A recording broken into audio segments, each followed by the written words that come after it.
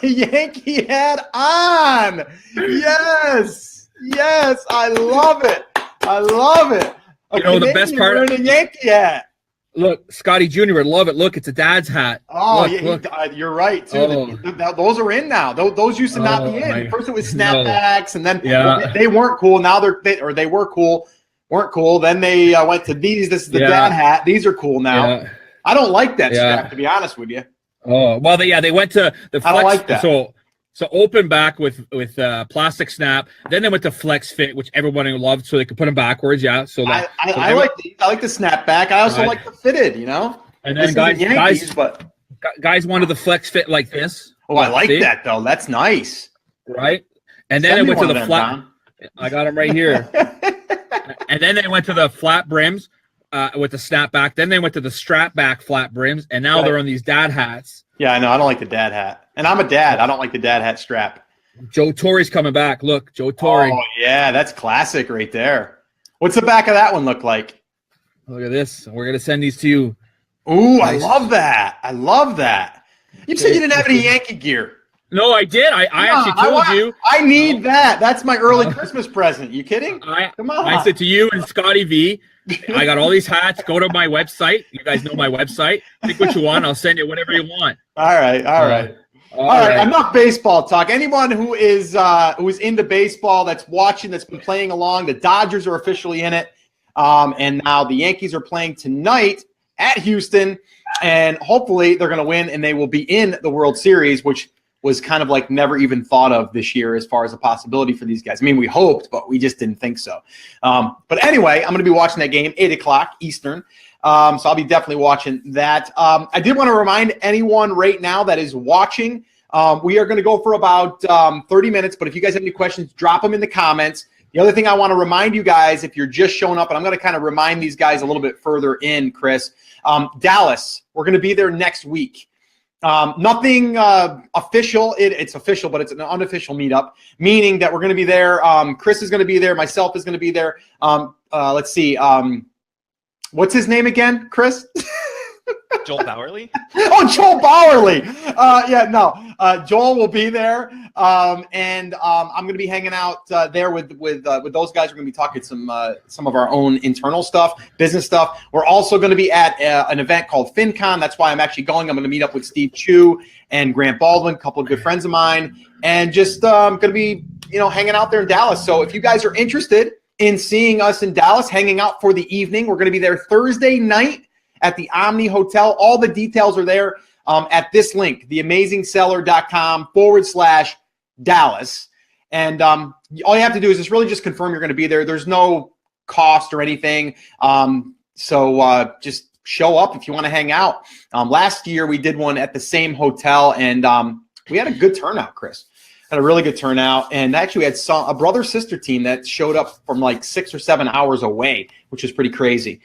Last year, that was this spring. Was it this spring? It feels like years ago. All right, well, it was actually not that long ago, I guess, but it was like February or March because we were there for ClickFunnels. Oh, that's right. That's right. You're right. What's the address again? I'm going to leave this weekend. I should be there by Thursday. We're going to do drive. It's a 2.5 hour flight for me. Oh, that's true. Yeah. It's easy. Just jump on and get off. So if you guys are interested, definitely go check that out. We're going to be there. We'll talk a little shop, but we'll also just talk a little bit of life and just hang out and get to know each other a little bit better. But yeah, Chris, what do you want to jump into today? What is the hot topic, or what is something that you want to dive into today? So there's a few different things. In the Amazon update world, Amazon announced that they are rolling out mandatory 2-step verification on November 1st. So if you guys don't know what that is, we can recap that really fast. Basically, when you type in your password on a new machine, it's going to ask you to verify that, and they're going to send you a text message to the phone number on file. If you don't have a phone number on file, they're going to need you to set that up. Basically, if you don't set that up by November 1st, they're not going to let you log in until you set that up.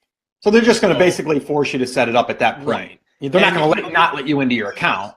Security standpoint, but it's kind of a pain in the butt if you have multiple people logging into the same account from different devices. Scott, I ask you twice a week for the 2-step code Probably. on the new brand because Right. his phone number is the one that's on file. And so if I try to log in from a new computer or like I restart my computer or something like that, a lot of times it'll ask me for the code. So it's a little bit of an extra step. It's really there for security. And Amazon is doing this for a couple of reasons. And the big one is you guys may remember a few months ago, they had some people who had their account passwords hacked and people were going in, and it even happened to our buddy Alan. Somebody logged into his account, changed the banking info. Luckily he caught it.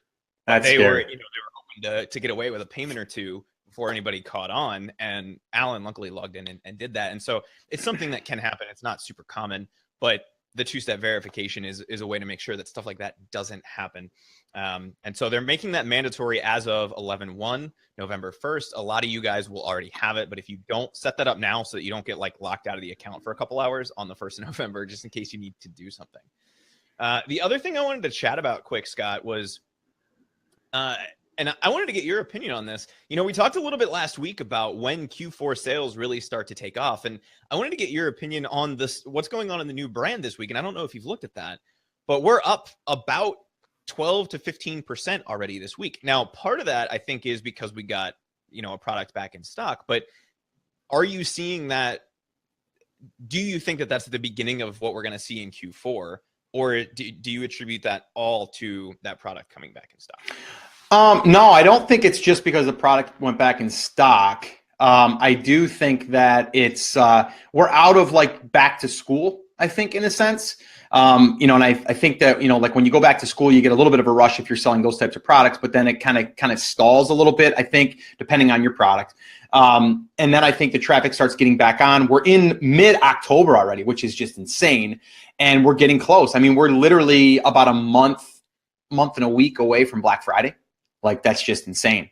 So yeah, I think that people just, they're back online in a sense, right? And I think that, yes, we are going to start seeing a little bit of an uptick depending on your product. But I think part of it could be, I mean, we've definitely gotten some additional sales since our new product or our product that went back in stock has come back on, but it hasn't been a huge number on just that one product. It's kind of been across the board. And we had multiple days this week that were 60 plus sales a day.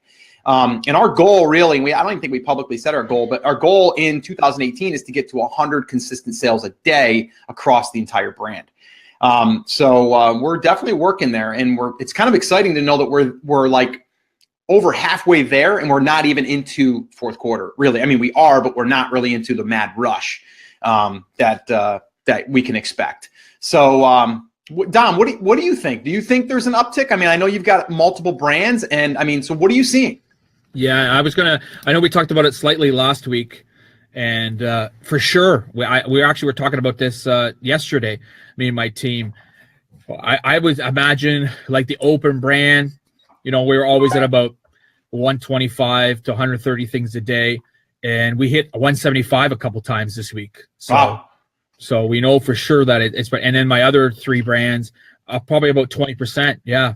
So, an extra 20, 30 units a day. So I was pretty impressed about that. Again, I don't know why that is. Maybe it's, again, maybe people are starting to ramp up a little bit earlier.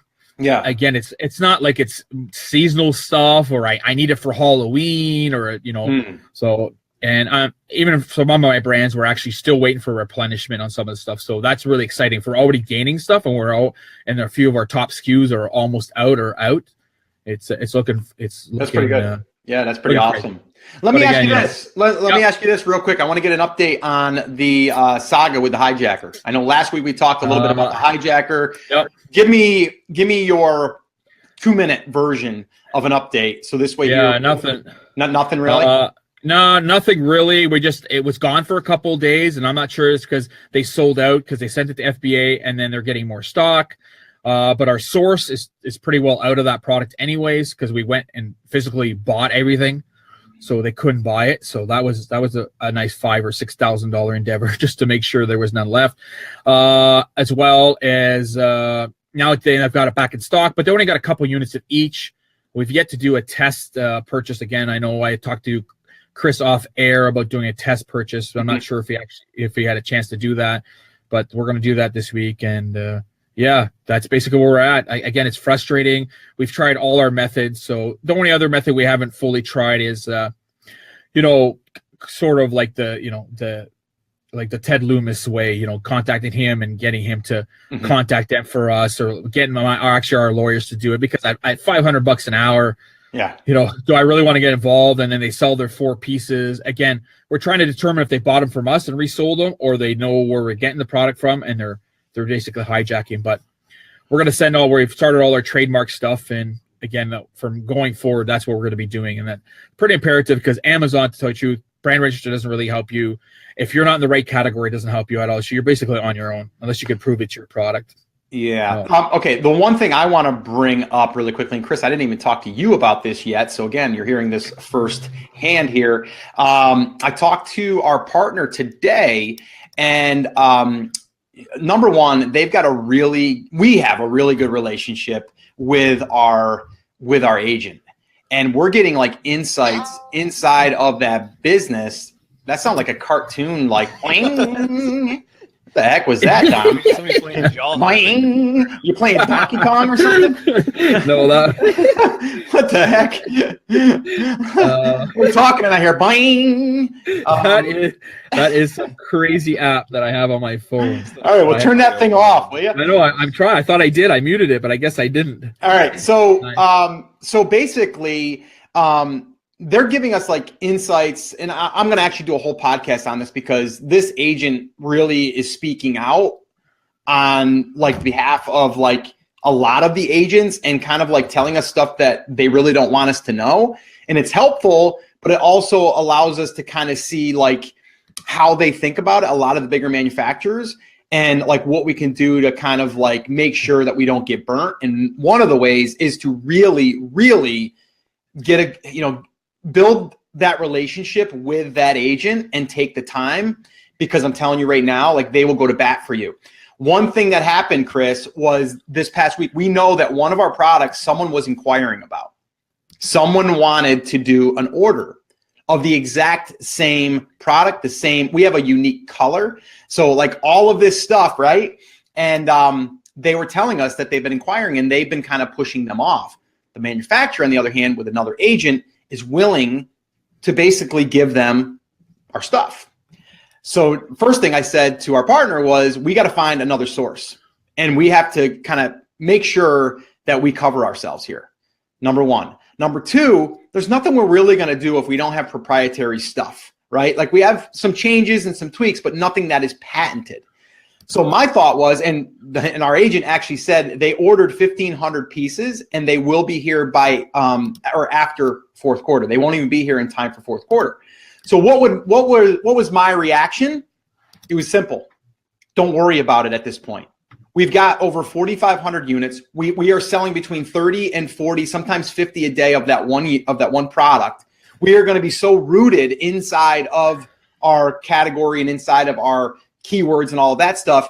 They're going to have to give away 40 to 50 to 60 units a day to even be close to competing. Yeah. The other thing is we did another test, and this is why it's important to have your own Facebook group or your own email list. We did another test, and we kind of asked what their favorite color would be for this item. And they gave us something completely unique, and we are going to make a variation of that after the first of the year. So we're already ahead of it. But this all happened because we had a good relationship with our agent, not necessarily our manufacturer. Our agent is going outside of the manufacturer, and they're going to work privately for us. And they're finding, actually, Chris, I don't know if you knew this, we're dealing with a trading company. Mm-hmm. So we're going directly to where the trading company is getting the product. But the problem here is, and for most people, is they do not speak the language. Okay, so if you want to go directly to the manufacturer, they won't deal with you because you don't speak the language. So that's why you need an agent on your behalf or someone that can translate.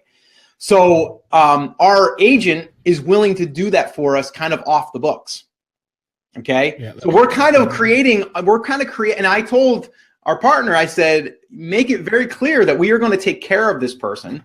Mm-hmm. We want them, and they're going to go to the factory for us. They're going to do physical inspections for us.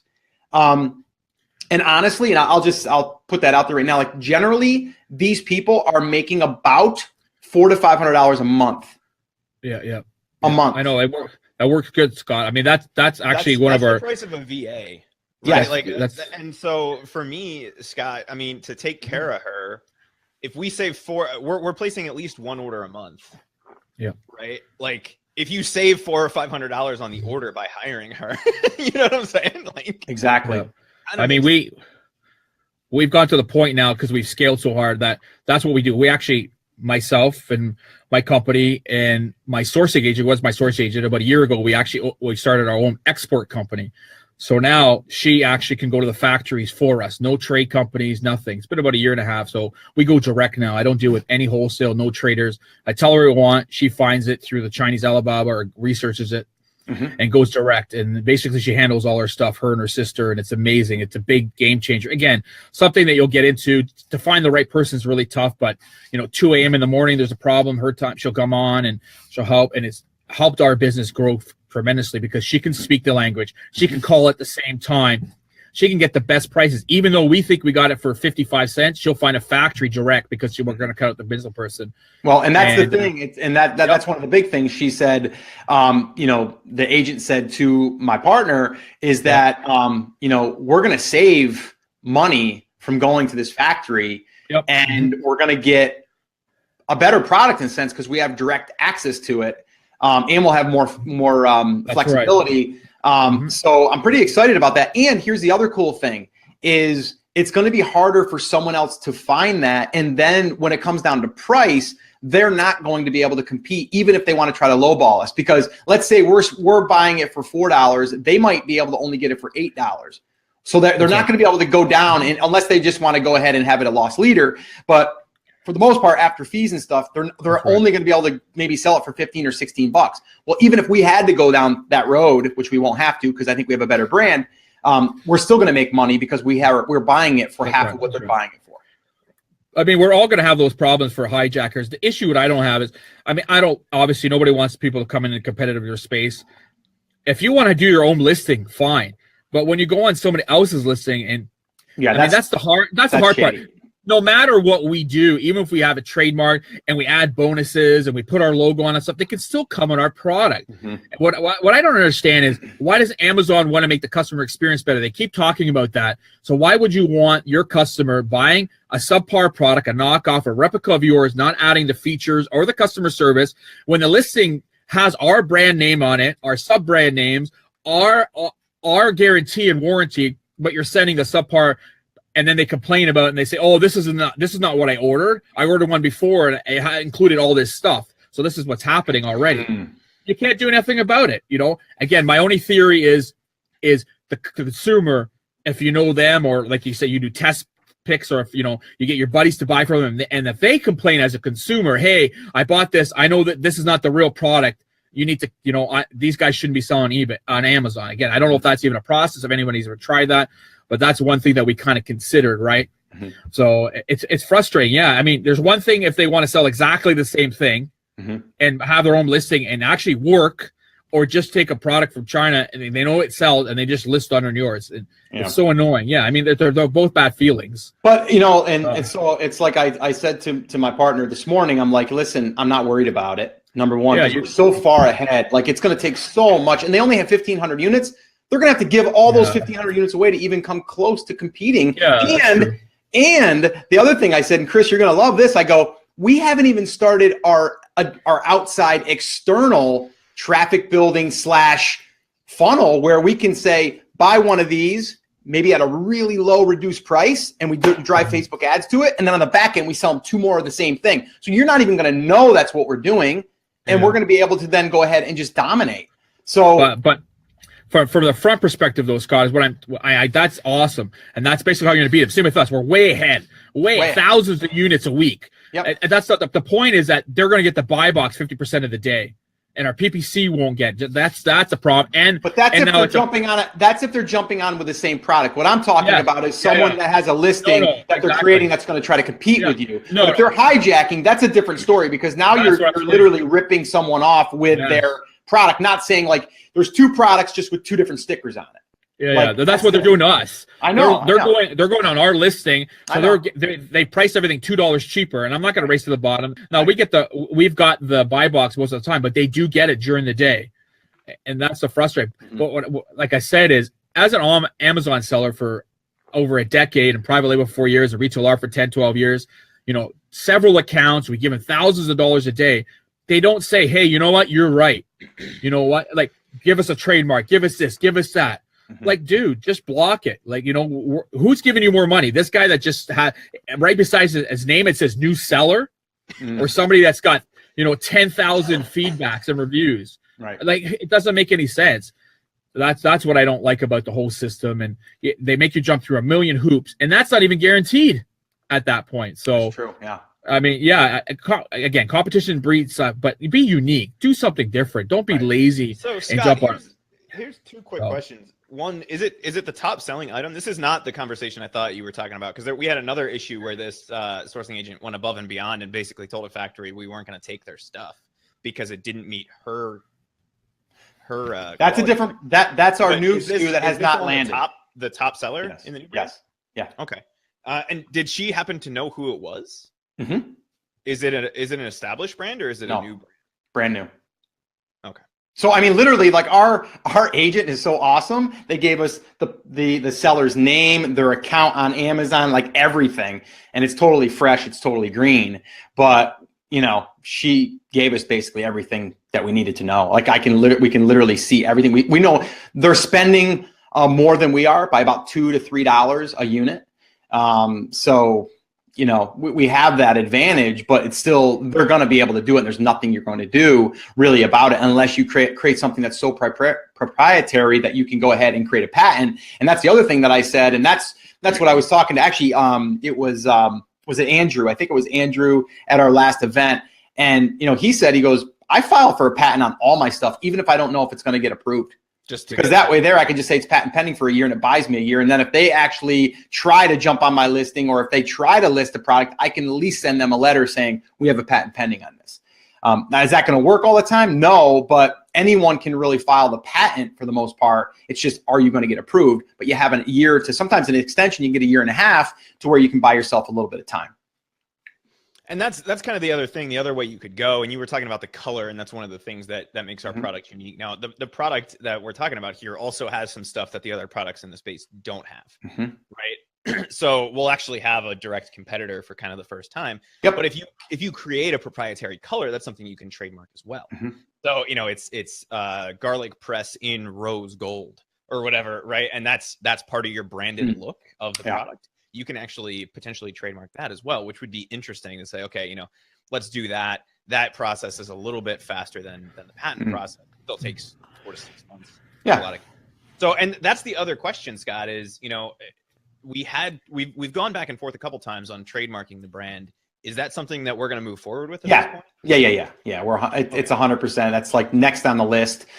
We've got a couple other things on the list, but right now it's just, getting into the fourth quarter and just really pushing sales, getting our accounts so rooted that we're so far ahead that it's going to be hard to just even come close. I mean, you're going to have to spend tons of money in order to even come close. And it's like Dom said, it's a lot of times it's whoever has the deepest pockets. Right now we've got a good amount of cash flow coming in. So we can do that. You know what I mean? And with fourth quarter coming, we're already rooted. We're like ready to go. Like it's like football season, right? We practiced all the way up to this point. Game day's coming up and we are like totally in shape. Like we're ready to go. Like we're ready to start, like just hammering. So, you got to teach them a lesson. I mean, the Giants were ready too, but they're not doing so good. So let's not use them as an example. We can use the Eagles as an example, though. That's the Yankees. The Yankees. We'll use the Yankees. We'll use the Yankees. Let's not talk about the Eagles. Yeah. Okay. Yeah. I mean, you're way ahead, so that's good. I mean, there's different approaches. I know for us. I mean, it's again for our competitors when they do it to us. So it's pretty simple because we have buying power and we've been doing it for a long time. Is if you want to jump on our listing, you better be prepared because everything that you have on your list, we're going to make. And that's what's going to happen. And now you're going to be competing against us for everything you have. You want to sell that thing? Okay, I'll buy it. I'll send it in. I'll compete against you too then to see who can, there's ways to get around it. And they get the idea. We've done that before and they're like, okay, yeah, we give up. It's the same thing with pay-per-click that you've said for the longest time. It's like, you're willing to go in the negative and in the red to basically sure aside to say, listen, go to another market because I'm here and I'm going to basically, sell this. And if you want to, you can, but you're going to spend a lot of money. It's going to take a lot of time to get there. And that's why we talk a lot about, like, don't look at the products that are doing 30 to 50 units a day. Right. Yeah. If I was looking at product research right now and I seen this one product that we are selling and I seen the numbers, I probably wouldn't go into it because, number one, there's not a lot of them on the market, so I wouldn't see the depth. And number two, I wouldn't do it because I would say I've got to sell 30 to 50 a day in order to compete. Right. So that's in general, like this product, we didn't really have a lot of data. This was almost like a crapshoot in a sense, which I usually go against. But I felt my partner kind of convinced us that let's give it a try with 500 units. And we did, and it worked out. We actually did that with another product that there still isn't one on the market with that one. That one's even a little bit harder to make, and that one is more custom. And I'm just waiting, Chris. There will be someone that'll jump in on that. It'll be a little while, but that was one of our first. Got stock back on, right? No. This is like the very first SKU. Oh, okay. Yeah. And that one's doing with our 4 variations. That one's doing between 15 and 20 a day. So, you know what I mean? Like, so my conversation this morning with our partner was, don't worry about it. We've already got 2 more lined up that are ready to be basically here. And actually, we're going to have 2 SKUs in before Black Friday. So that's pretty cool. Even with the holdup this week? Yeah, we had some holdup. We'll have to, again, I'm going to record a whole podcast episode on that. That was a nightmare in a sense. And our partner has been just phenomenal at dealing with this stuff. And literally I had a phone call this morning for about a half hour and they're like, I got to bed last night at 2:30. I'm having my 3rd cup of coffee right now. It was 9 o'clock this morning and they filled me in on all the details. But yeah, just it takes work. It takes, persistence. It takes relationship building. It takes all that stuff and not being willing to quit. That's the most frustrating part, though, about the hijacking issue. You put all the money into the R&D and advertising and the VAs and the graphics, and they just come on and sell on your thing. It's just it's frustrating. Again, I understand the competition thing I'm good with. I deal with that. I mean, stealing your supplier, that's a little bit D-bag, but I mean, that happens all the time. It's the only place you can get that, though. That, you know what I'm saying? Like, we did a little bit of research, and the reason that our product was different is because we found that person. But like, even if they're not listing on the same listing, and which in this case, it doesn't look like they're going to because they created a full account and they're stuff. It's no different than any other business, right? If you own a brewery, somebody else can open up. Sure. Right. And you're not going to stop them. So how do you, 1, mentally prepare yourself for the fact that there's a new brewery down the road? And 2, how do you prepare your business so that you can weather that storm? And there's a couple different ways that we're going to be doing that. 1, we're probably going to bully them a little bit because we can. Mm-hmm. And 2 is we're focused on other things. Scott, you and I have always talked about Amazon is an excellent channel to launch, but if you really want to build and scale out a long-term business that can weather storms like this, there's other things that you can do, like building that email list, building outside sales channels, right? Your Shopify's, your ClickFunnels, any of those kinds of things. And that's a lot of what you and I and Joel and some of the other people are going to be talking about over the next week as we get together. Like Joel's flying up here for a few days to talk about all the different things that we can do before we even come to Dallas, right? There's 100,000 things that we can do to really scale the business. And Amazon is great and it's solid and it's going to continue to perform really well for us. But there's a lot of other things that we can do to pick up sales that this person probably, 1, doesn't have the resources for, and 2, is going to be 6 months to a year behind us in. And so how do we stay at, right? Is really where we're kind of looking in that business. Well, I mean, you'll be sell every single garlic. Yeah, but if they sell a couple, oh well. Yeah, we're going to do what we can to sell as many as we can. They're going to sell some stuff. I mean, they're never going to catch you, first of all, because you're putting a lot of PPC behind you. You got a good team, and you've got 8 other items to go with that same item in the same space where they have 1.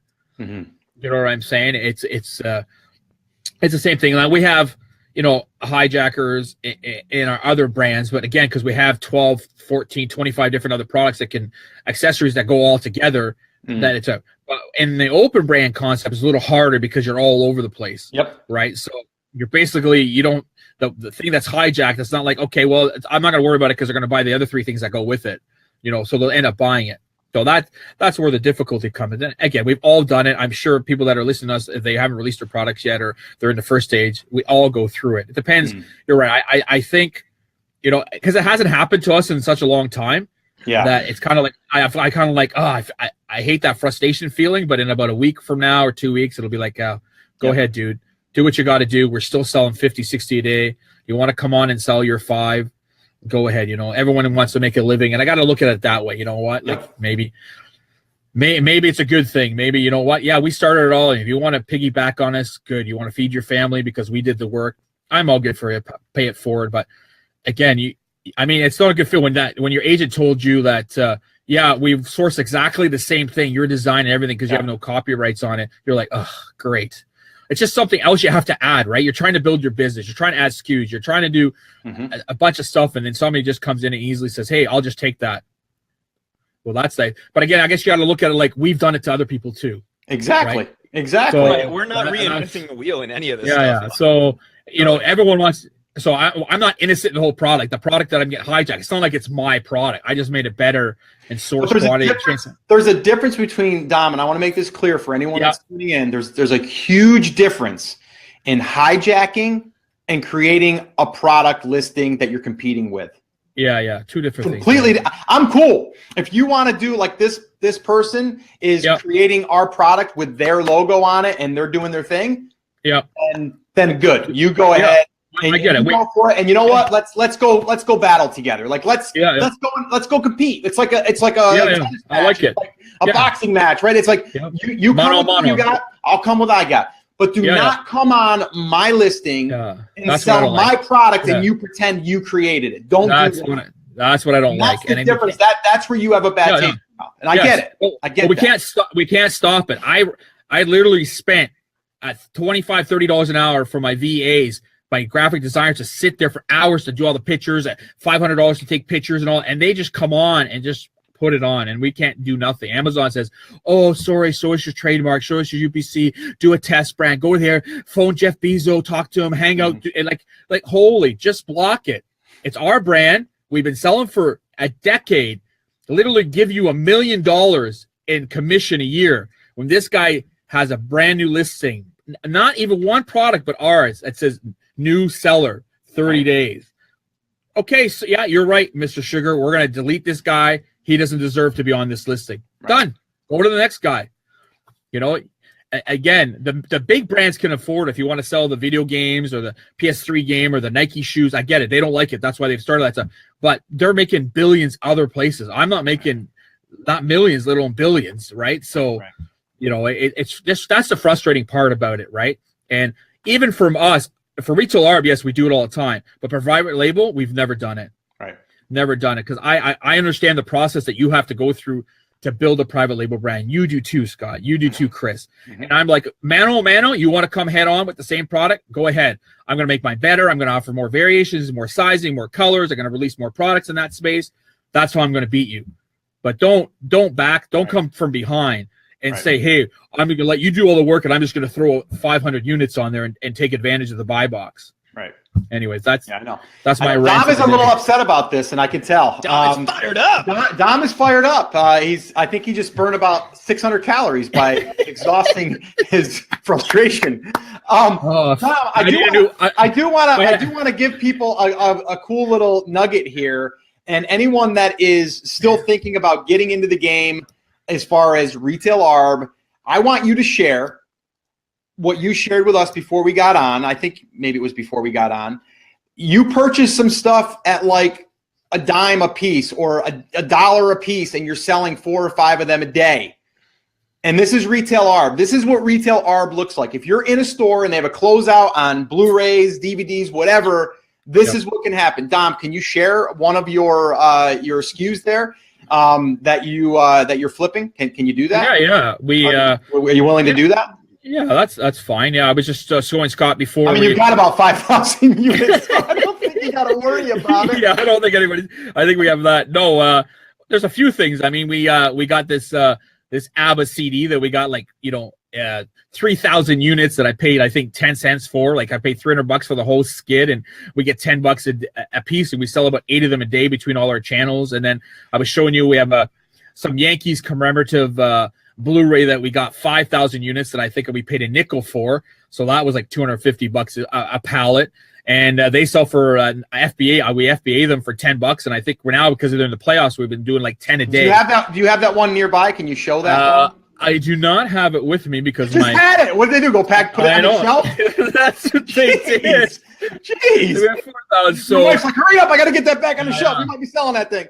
The problem is we could come back to this for TAS Power Hour 2025, and I'll still have 3,000 units of the front. That's the only problem when you buy it at the scale that we do. But I think what my point was is you're doing it at scale because you have that I guess that connection and stuff like that. That's right. But if someone was to walk into a store, it's not uncommon to find them closing out a store or even a DVD, a box for $1 a piece or $2 a piece, and you're still able to get $10, $15 a piece for these. And so my point is this is like, you're doing it every single day. You're doing the retail arb type stuff. And that's exactly what you share and you teach inside of the 1K Fast Track. So I want to give a little shameless plug to you and to the 1K Fast Track, because I think for anyone that's struggling or anyone that wants to add that revenue stream on the back end, retail arb is definitely still there. It requires work, but it is there, and you actually walk them through it in 4 weeks, actually 5 weeks if you count the bonus week. So if you guys are interested in checking that out, go to 1kfasttrack.com. You can check that stuff out.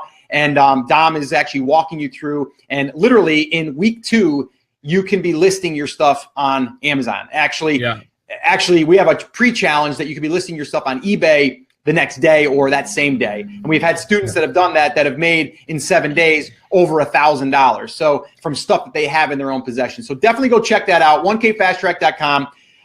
And then other than that, Chris, the only thing I want to remind people before we wrap up, I wanted to wrap up a little bit earlier today because I've got another meeting I got to attend, is I wanted to remind people about the Dallas meetup.